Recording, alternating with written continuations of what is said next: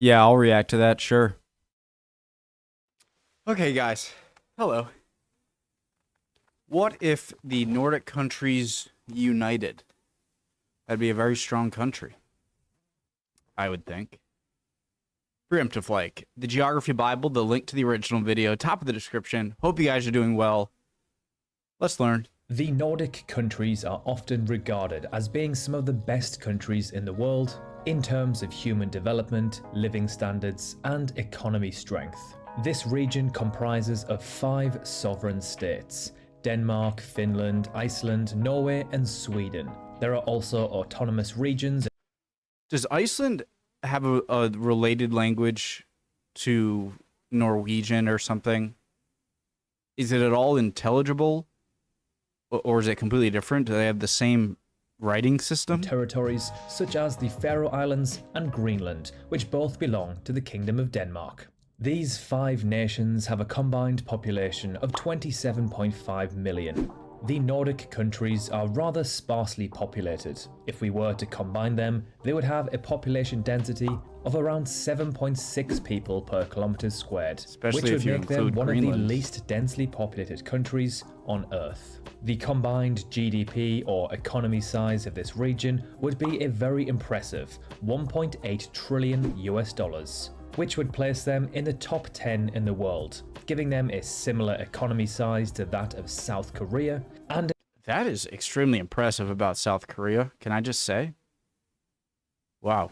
in fact more than Russia, a country with a population over 5 times larger. The GDP per capita of this country would many be people close does to South Korea have? 67,000 US dollars, which would rank them 15th in the world, which is extremely impressive as most of the countries at the top of this list are Microstates. small, extremely wealthy nations like Monaco, Hong Kong, and Liechtenstein. Area size of this country would be around 3.4 million kilometers squared, which would make it the 7th biggest country on Earth, placing them above Bigger than India. and below Australia, and quite a bit below Australia too, at roughly half the size. So far very impressive from the Nordic people. If they were a single country, they would be competing with the big boys on the world stage. And again, for a population of less than Delhi, this is admirable. Now, this next section, believe it or not, is even more Beautiful. impressive. Let's take a look at how each of these countries rank in quality of life statistics. So first things first, in the Human Development Index, Yeah, they're all... all 5 nations rank in the top 11, with Okay. Norway actually Yeah. taking the crown for the most developed nation on Earth. Combined, they would place around 7th in the world. I For don't the think anyone would worry about this country. I think they would do quite okay by Corruption themselves. Index, Denmark takes the crown as the least corrupt In fact, nation better. in the world. Combined, they would rank about 6th in the The world. more I think about with this, only the more Iceland letting insanely them down. powerful they would For be. the Fragile State Index, Finland, Norway, and Iceland Other than rank the as military first, fronts. 2nd, and 3rd respectively. Denmark ranks as 5th, and Sweden Finland. 8th. Sweden. For economic freedom, they would rank around the 17th mark. For global economy competitiveness, they would rank about 14th. For environmental performance, around 9th, in which Denmark places 1st in the world. In the good country ranking, they would place around 9th, with Finland securing that 1st place spot. If you guys just... I mean, everything else is amazing. If you guys just, like, had a bigger military, invested more... You have Finland... No, Finland and Sweden don't, you know... Obviously, Iceland, what do they really even need a military for? You have so much territory that's going to have a ton of natural resources and just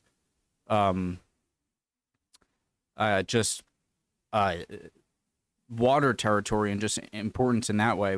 I feel like we all know that the Arctic is becoming more and more important. Quality of life, you'd be bar none the best, especially considering your size.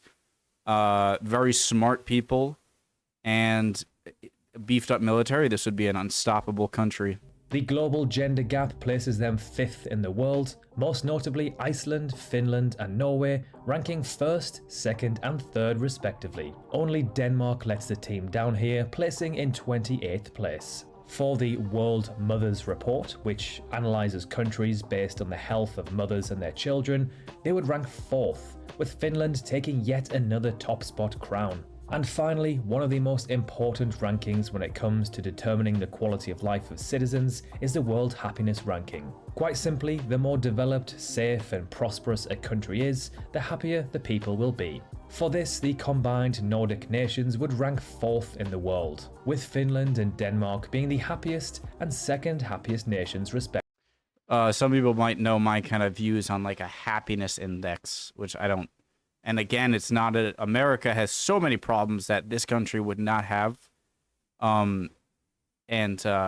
It's going to be extremely, obviously, it would be a great place to live. Effectively. Not trying to take away from that. When it comes to military personnel, there is one country who would be... This is how you know it would be an amazing country, is I'm getting, like, defensive. I'm like, okay, they wouldn't be that great, all right? They wouldn't be that awesome. They would be great. Far more than other nations. Finland. The Nordic countries have a combined military size of 1.1 million personnel, 900,000 of which would come from Finland. Iceland would give by far the least, as Iceland has no official military force.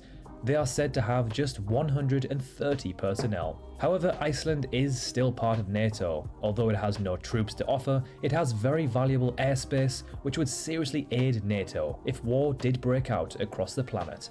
Okay, so enough stats for now. We can clearly see these nations are all extremely successful, and if they were to merge together, they would be an economical powerhouse, all whilst offering their citizens some of the highest living standards in the world. But how on earth have they achieved this? Well, there is something called the Nordic Model, but what exactly is it? The Nordic Model is a term used... Sorry, what's that? Gulf of Bothnia. Called the Nordic Model, but what exactly is it? The Nordic Model is a term used to capture the unique combination of free market capitalism and social benefits that have given rise to a society that enjoys large amounts of top quality services, such as free education and healthcare. These benefits are funded by the citizens of these countries, aka the taxpayers, and these citizens have a high degree of trust in their government, which allows them to work together to reach compromises and address societal challenges through democratic processes. To put it simply, these countries have some of the highest tax rates in the world. In return, social programs are of extreme high quality. Those who don't earn a lot can still live a good life through social programs, and those who earn a lot will usually have a pretty good life anyway. Whether you agree with this economic strategy is another thing, but objectively, these are some of the best countries in the world to live in terms of quality of life. Now, of course, this strategy is not... I mean, how can I argue with the economic model when it has the results that it does? Like, it's hard for me to argue it, because it's like, well, then why is it all working? You know, it's like, so what can I say? Yeah, clearly they know what they're doing. Perfect. There are flaws in this model, which these countries are now starting to experience. Two of the biggest concerns are an aging population and an influx of immigrants. In terms of an aging population, a large base of young taxpayers and a small population of older residents receiving services is the ideal scenario. However, I feel like it's only a matter of time before, I think it's happening right now, like he's saying, before Scandinavians just realize how good they have it. And that, I'm sure if you grew up in Scandinavia, I love where I grew up, right? I think a lot of places in the U.S. aren't so great. A lot are. I think I was lucky enough to be born in a pretty good place. But I think a lot of Nordic countries are starting to realize that what they have is pretty special, and that it's worth preserving. And that means, maybe hiking back on a little more openness and being a bit more conservative, and kind of being afraid of losing that. Only time will tell. And again, all of these are extremely capable countries. Nobody has to remind them of that.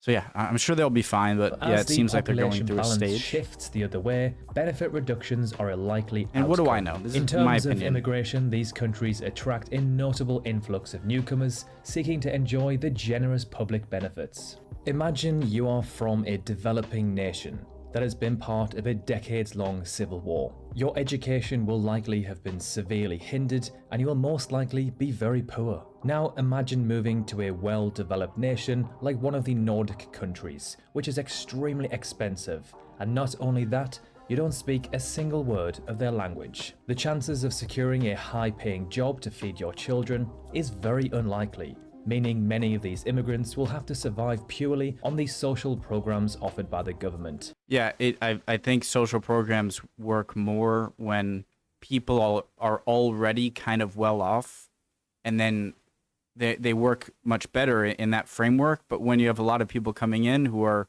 coming in from horrible situations, of course, you're going to see some hiccups in that model. Which, in terms of economic progress, isn't ideal. If the Nordic countries did combine to become one super country, they would claim some very strategically important territories, land, air, and sea. They would dominate parts of the North Sea, the Norwegian Sea, the Denmark Strait, and North Atlantic Ocean, all the way up to the Arctic Ocean. Iceland and Greenland's territorial claim would combine together to create the perfect choke point in the North Atlantic, an invaluable asset to have if a world war was to break out. The newly created union would have rich oil and gas fields, 30% of all iron ore of Europe, 50% of all the forest resources in Europe, and 20% of all fresh water in Europe. It would be a true northern powerhouse. Now here's an interesting question. If this Nordic Union was to happen, where would its capital city be? Copenhagen. The candidates would certainly be 3 existing capitals. Stockholm, Helsinki's out of the question. It's too far away. Same thing goes with Reykjavik. And then Oslo might not be that bad of an idea. I think Stockholm is a little too removed. So the main contenders, I think, would be Gothenburg, Malmo, Copenhagen, Oslo. And I think Copenhagen would be probably the best of those.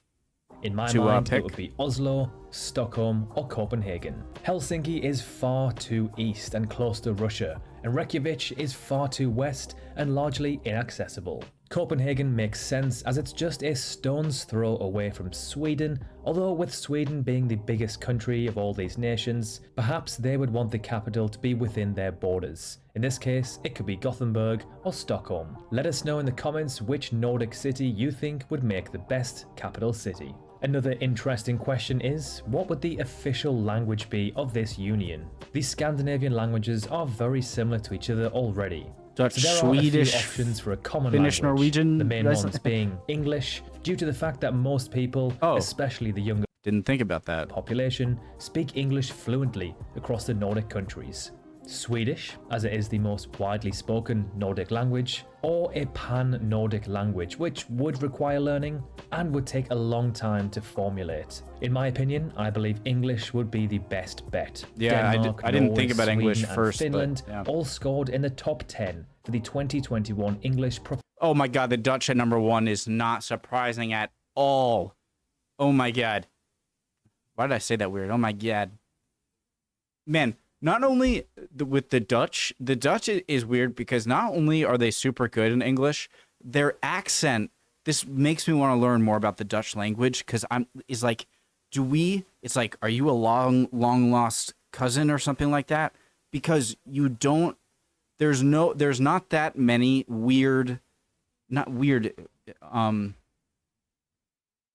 like obvious accents with Dutch. And I'm like, wait a second, are you English? And then like a little part would be like, wait, no, that it's like, oh, I'm Dutch. Oh god, I don't know what it is, but the Dutch are just so good at English. I want to know another language. Proficiency index. I feel trapped. English is also the most widely spoken language in the world and considered the language of business. This would give the region an economic advantage. If it were to choose the current most spoken language in the region, Swedish, this would not give them any economic advantage, as not many people outside of Sweden actually speak Swedish. The only benefit is that it would preserve the Nordic identity. So how successful do you think a united Nordic region will be?